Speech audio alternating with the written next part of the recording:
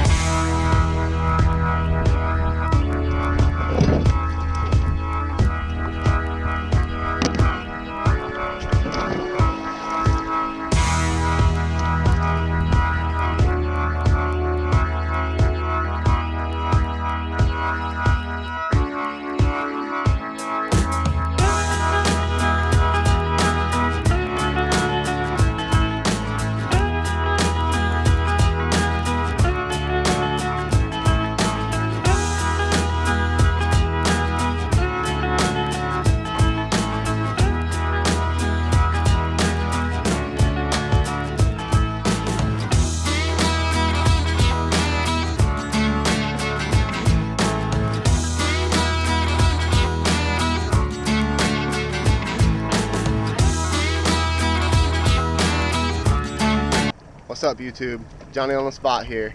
About to do some fishing. It's a great day. It's beautiful outside. Got a big ass yacht coming our way. Luckily we upgraded boats. We're in this custom 12-foot John boat here.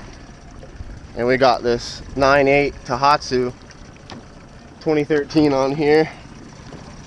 Quite efficient, doing a job. Anyways, we're gonna be doing some fishing for some big old trout, big old redfish today. Y'all ain't even seen real fishing action yet. Believe me when I tell you, I haven't got any really good fishing action on camera. I mean, I got some good trout bites last year and some really good trout days, don't get me wrong, but there's some freaks out here that we need to find. So we'll get that soon. Y'all stay tuned. Make sure to subscribe. See you in a little bit. Hold on to your buns.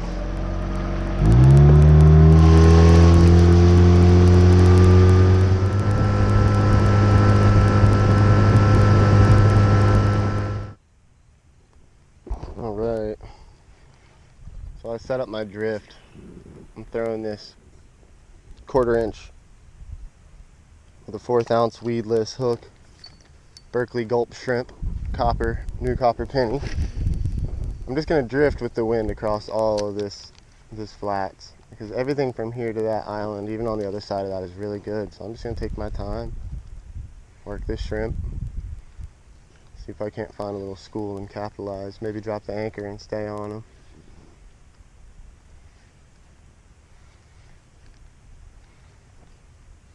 Got a nice day out here finally.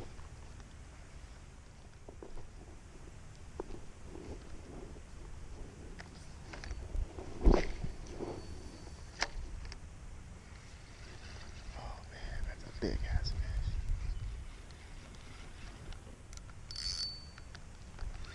Look at this red. Look at this big old red coming right for me. We'll eat this.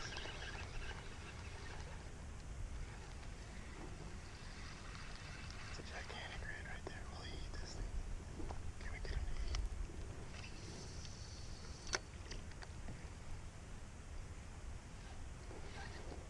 eat? Nope. Hog.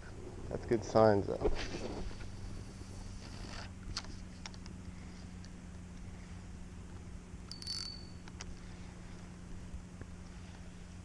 There's more fish pushing at us.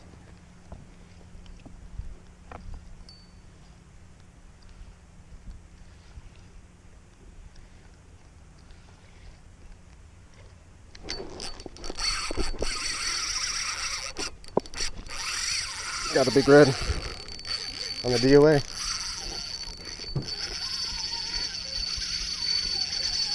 Johnny on the spot. About time we got some real live action.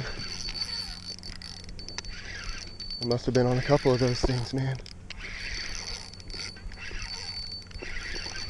I really don't want to lose this fish. He's got so much weeds on him too. This is tough. He's got tons of weeds on him. I got a 10-pound test on a 40-pound fish. You see this thing out here? This is a pig. But I was just saying, it's one of those ones that's with the other ones.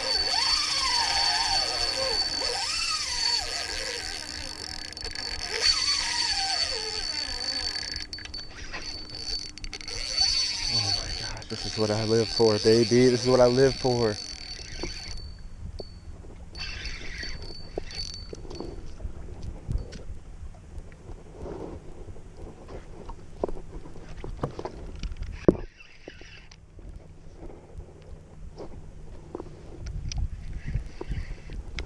Keep the tension, no matter what. That's all I'm doing. Not letting this tension go nowhere. Trying to keep it up out of this grass. He is doing everything he can to just bury it. Well, fish plus grass, I mean.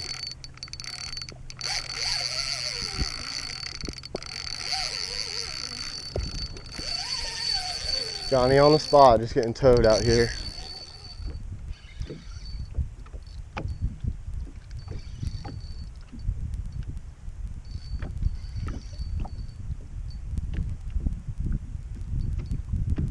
It's huge out there.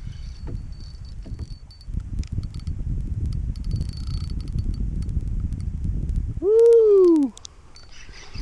Woo-hoo-hoo, look at that pigly!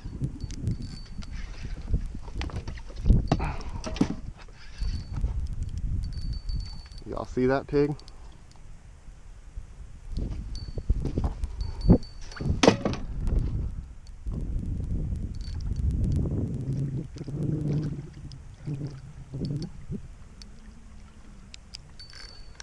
Come on, Head and Shoulders.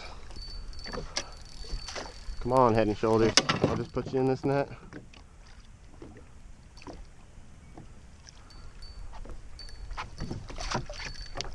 Things will be done. Too big for my net. Alright, that's 40, 50 right there. 40.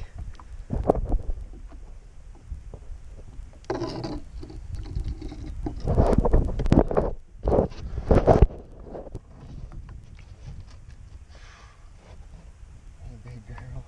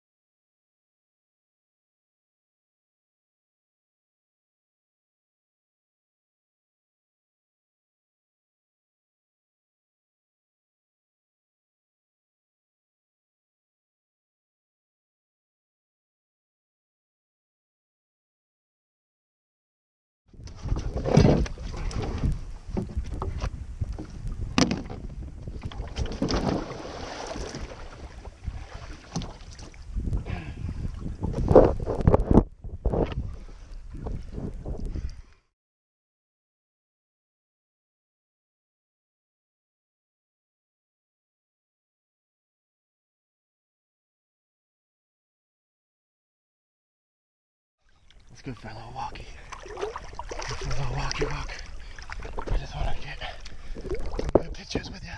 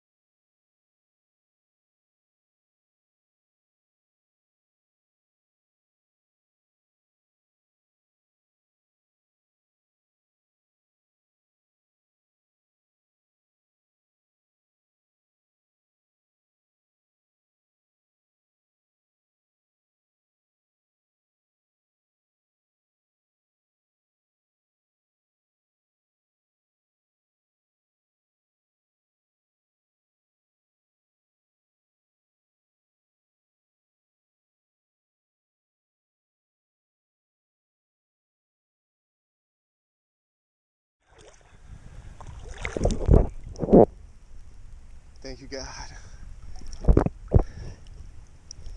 That's worthy, if I say so.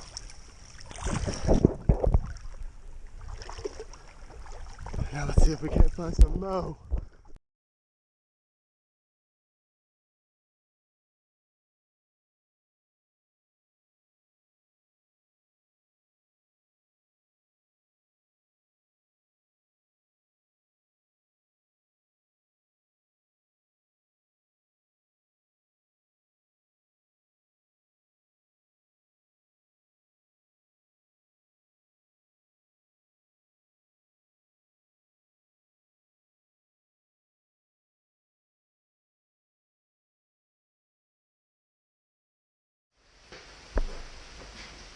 What's up, guys? Jonny on the spot here, doing my rigging. I'm gonna go ahead and cut to the chase. I already got my line all pulled through my eyes and everything, and underneath my veil, which is very, very important. But I'm gonna be using, as usual, a Shimano Sienna. These are my go-to reels. This is a 4000. It's all metal. It's got a good drag, good variation of pounds, plenty of drag pressure. Catch you anything, you know, that you can get out there in the lagoon. It is still considered a little bit more light than everything else would be. You could step it up, and then that's probably more comfortable for most people. But I like light tackle fishing. And then we've got this 2500. And these Siennas right here are very, very, very nice. These little 2500s are perfect for whatever you want to do. They hold plenty of line. So that's usually your main worry, and drag pressure is not an issue with these 25s. I've caught a 25-pound tarpon on this, almost my first catch on this reel. So it's really a good thing. And I go ahead and run weedless hooks anytime I'm doing jigging, soft body jigs. I go weedless. This is a 1/4 of an ounce. I usually run that to a big old DOA, 1/4 of an ounce, new penny DOA shrimp, Berkeley gulp shrimps. That's the classic rig. Or I'll go paddle tail, mirror lure paddle tails. A lot of colors work on those, and they're really tough. And this is the rod I always typically use. This is a Tournament Inshore Andy. And this is the 7-foot. You see here? That's all your specs. This has every bit of back for your big redfish. It's the 7-foot one. But they make thicker ones and thinner ones. I have a thinner one. The lighter ones I run on my bigger rods because I like to take off a little of the pressure of the big cap and the big drag pulling on that fish, because sometimes I catch anything in between size. But so basically, now that that's all out of the way, I'm going to go ahead and always make sure your line is free of frays. Make sure there's no little white marks in your green line, or any frays period, anything where you can feel your fingers on it and it feels like a notch. I usually notice it visually because I use Power Pro. But I'm going to go ahead and tie this up for just free line fishing. I'm going to tie it up just like I would tie any other rod every single day I'm out there fishing. This is my tie. This is my go-to. And I usually just typically pick up any kind of cheap leader, honestly. Any kind of monofilament even works. But fluorocarbon, you pay more, but it's much better. I have this little top water I'll be throwing if this big white bone spook junior, head on spook junior, right here, doesn't work today. If they want something smaller and a little different color, I'll throw that out. So basically every time I go fishing, I make sure before I get on the water my knots are right, my line is good, because there can't be any disasters. There's really not as many fish as people act like there are. You only see pictures of people with fish, so you don't see all the ones that they lose. So and those are typically your best fish. So you really don't want to spend your whole day out there, catch one fish and have them lost. So I've been there multiple times, and it ain't fun. That's why I go ahead and every single time I tie up with leader line, about 30 to 40 pounds, because snook will snap you off with those gill plates or tarpon. And when you're flats fishing, you might catch one of those fish. So, and I always run that to this nice 15-pound braided Power Pro line. You can use any type of braid you like, but braid really helps. It doesn't flex. If you're an old mono fisherman, get off of it. Stop it. Because seriously, this is what is going to help you catch bigger fish, more fish, and cast farther. Period. I promise you. Try it and then tell me what you think. So we're going to go ahead and tie uni to uni. What I do is unique because I do a double uni to uni. Typically uni to uni, you just run your tag end to your... You just run your tag ends together and tie them like this, right? I mean, they loop together, but that's just two tag ends. What I'm doing, I do double uni to uni. You don't double them both, but you double this. You take this, take about a foot and double it over. Now you're going to have a little point. Make a sharp point as you can. I use my teeth. So now it looks like one thick line. You basically double down how thick the line is that connects your knot. So now I'm going to keep that nice and sharp and run this along just like I'm doing my uni to uni, which you make a circle. Not my tightest, but you make a circle. You run it along this, and you just basically take these two running lengths, parallels of line, and you wrap this tag end around them. And you do that about 5 times. Make sure you're swiveling down your line this way and not overlapping it all over itself.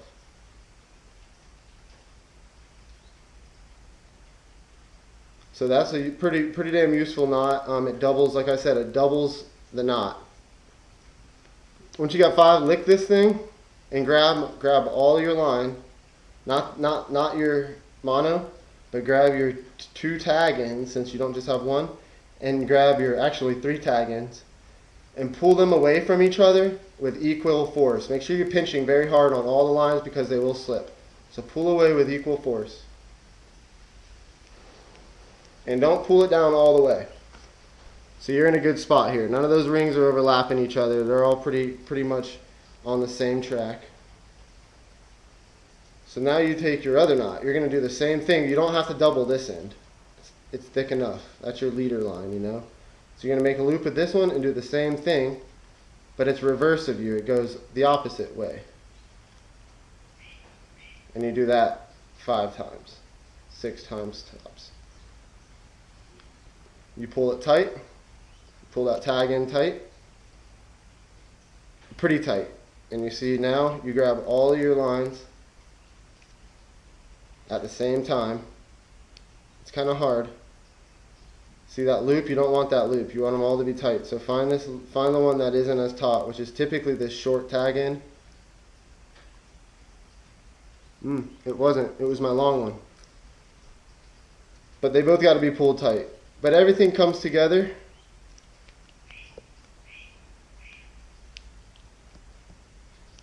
And your knot will lock down, and your tag end to your mono will kind of flick off to the side, and that's how you know it's locked. I grab it and pull on that a little bit, pull on the knots, and you cut all your tag ends. So I just cut all my tag ends now, and I tie my hook on with my traditional 6-turn tie onto this